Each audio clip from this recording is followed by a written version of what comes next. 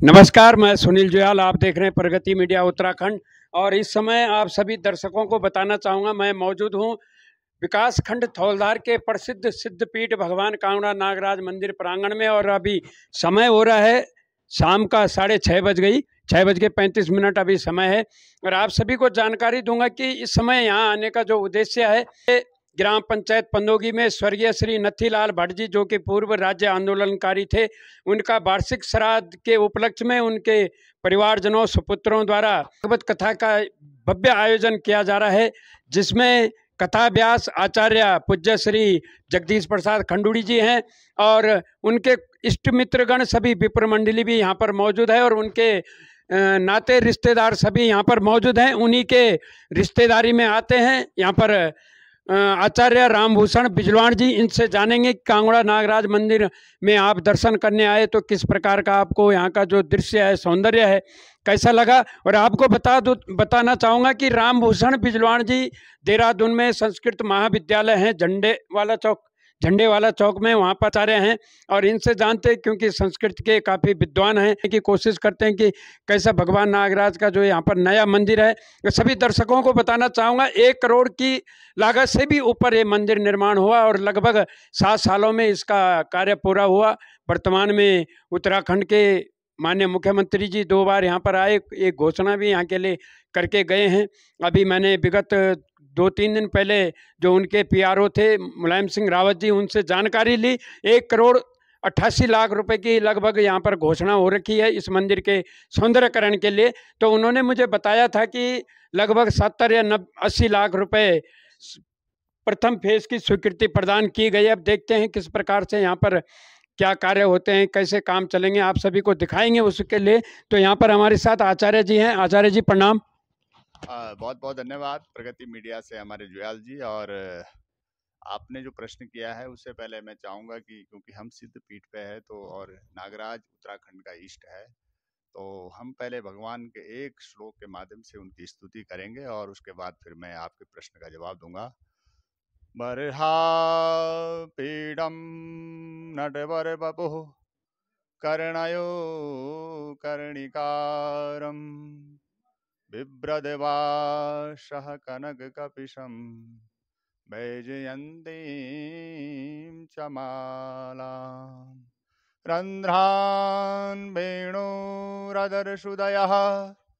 पूरयन् गोपवृन्दै बृन्दारण्यं स्वपदरमणं प्राविशद्गीतकीर्तिः वृन्दारण्यं स्वपदरमणं प्राविशद्गीतकीर्तिः। ये जो स्तुति है, जो श्लोक है, इसमें भगवान कृष्ण की जो कीर्ति है उसका गुणगान किया गया है। ये श्रीमद् भागवत के 10वें स्कंद का श्लोक है।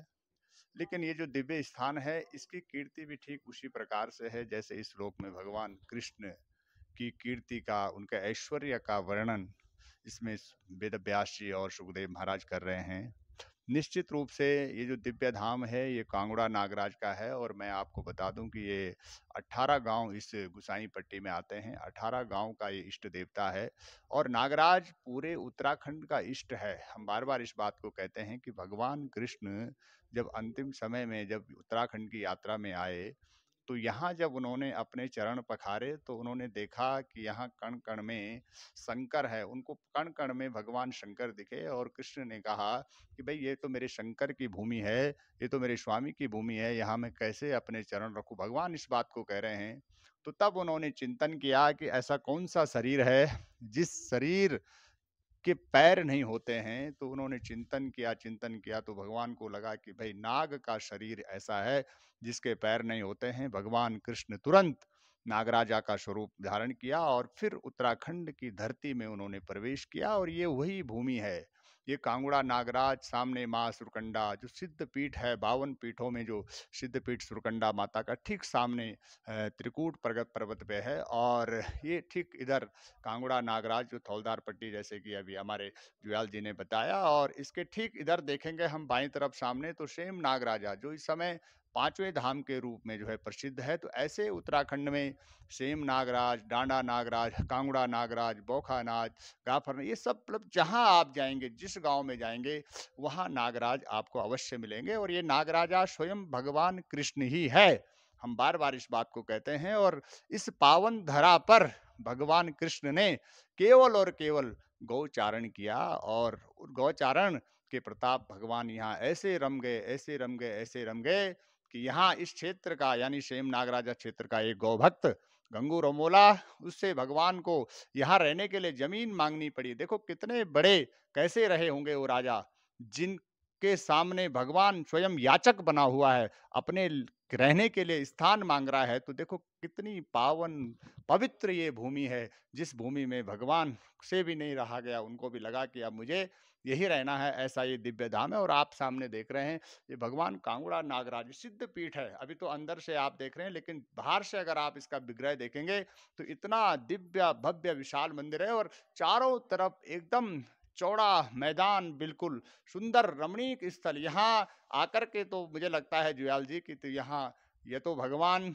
वेद व्यास की समाधि बद्रिकाश्रम में लगी थी, या तो फिर यहीं समाधि लग रही है। इतना दिव्य भव्य ये स्थान है। आचार्य जी, आपने कांगड़ा के बारे में, भगवान नागराज के बारे में बहुत हमारे दर्शकों को जानकारी देने की कोशिश की है। आप कई मंदिरों में गए होंगे, कई बड़े-बड़े धार्मिक स्थलों में गए होंगे, तो आज आप यहाँ नागरजा, कांगड़ा नागरजा मंदिर में पहुँचे हैं, तो क्या कुछ आपको ऐसा यहाँ अलग दिखा है? बहुत अच्छा आपने प्रश्न किया। और निश्चित रूप से, क्योंकि इस मंदिर का जो, इसकी जो बनावट है, क्योंकि ये मतलब जिसने भी इस मंदिर को बनाया है, सबसे पहले तो मैं 18 गांव के जो लोग हैं, जो इस देवता के अनुयायी है, वैसे तो नागराज के अनुयायी पूरा उत्तराखंड है, लेकिन अलग अलग स्थान विशेष होने के कारण इनके नाम अलग अलग है। जैसे पाली तरफ, हमारी तरफ सेम नागराजा, इधर कांगड़ा, उधर डांडा, उधर जो है बौखा नाग, लेकिन है एक ही है। तो स्थान विशेष के कारण जो है, तो निश्चित रूप से इस मंदिर की जो सुंदरता है, मतलब एकदम मन को हरण करने वाली। एक बार जो इस मंदिर को देख रहा है, बस वो देखता ही रह रहा है। इतना सुंदर, इतना भव्य। अभी तो थोड़ा सा रात हो गई है, सांझ हो गई है, लेकिन दिन में कभी आप दिखाना इस मंदिर का, इस मंदिर की दिव्यता, भव्यता, इतना सुंदर। मैं तो बधाई देता हूँ उस वास्तुकार को जिसने इस मंदिर का मानचित्र बनाया है। और इस मंदिर, भगवान नागराजा के भक्तों को मैं बधाई देता हूँ, जिन्होंने हृदय खोल करके, विशाल हृदय से इस मंदिर का निर्माण करवाया है। और मैं तो चाहता हूं कि उत्तराखंड के जितने भी सिद्ध पीठ है, प्रत्येक सिद्ध पीठ में ऐसे ही दिव्य भव्य मंदिर बनने चाहिए। तभी उत्तराखंड की जो संस्कृति है, यहाँ की जो देव संस्कृति है, तभी उसका संरक्षण और संवर्धन होगा। आचार्य जी